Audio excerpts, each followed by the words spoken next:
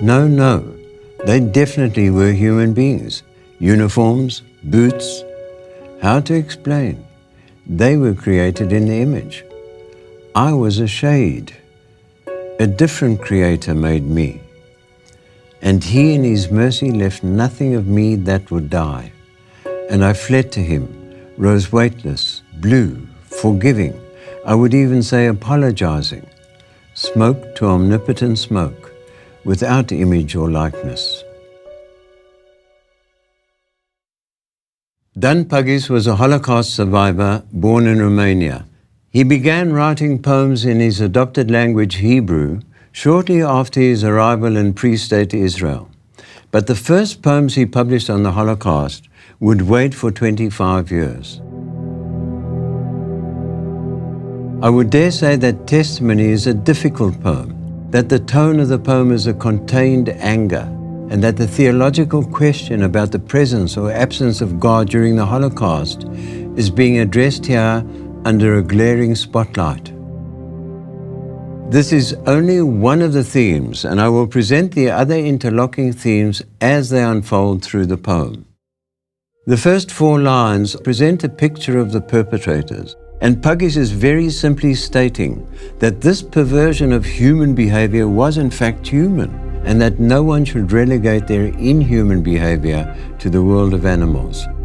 This insistence on there being humans, in the phrase, no, there definitely were human beings, warns us that if humans perpetrated these obscenities once, the evil could repeat again. And unfortunately, how right Pagis was.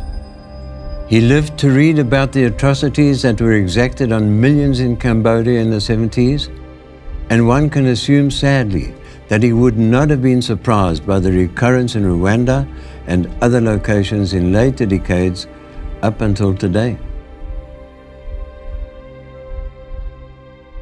In the 4th line, we have the first reference to God. They were created in the image. This description of the perpetrators in uniforms and boots, created in the image of God, sounds like a sarcastically laden statement about the Nazis, as opposed to the victims.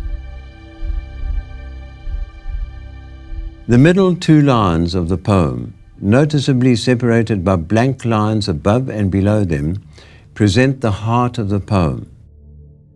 I was a shade, a different creator made me. In the original Hebrew, Pagis creates a play on words between the Hebrew word tselem, the image of God, and sel, shadow, which is slightly shorter but sounds similar.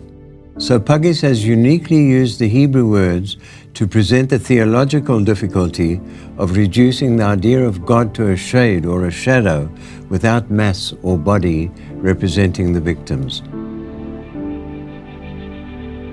In the 3 monotheistic religions, there is only one God, and when Pagis talks about another creator, he is harking back to Babylonian times, before the first monotheistic religion, when other different gods created the various forces and shapes in nature.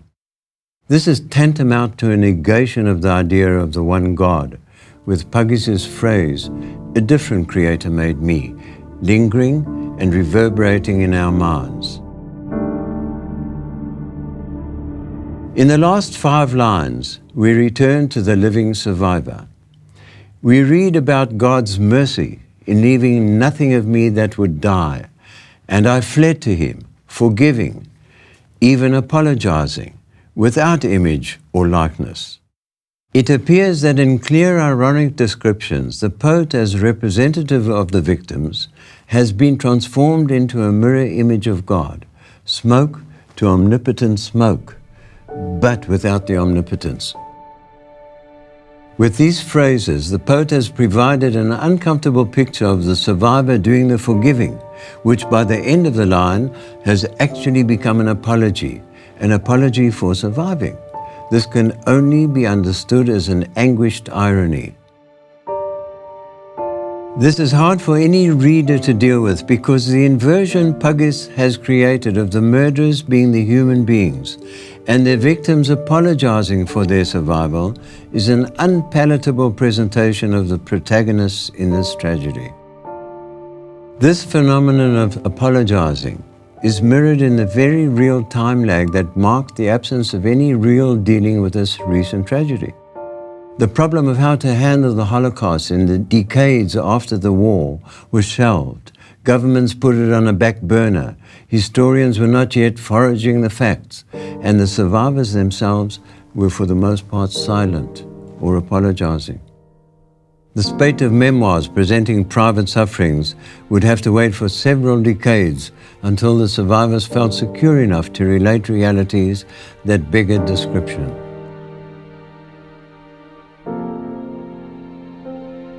This poem of Pagis was published 25 years after the events. Pagis began this poem by presenting the Germans as created in the image of God. The 2 lines in the middle of the poem relate to the essence of this creator, and the last 5 lines of the poem conclude with the virtual elimination of the survivor victim. Pagis called this poem testimony. Now, testimony is given in a court of law, and someone is usually on the accused bench.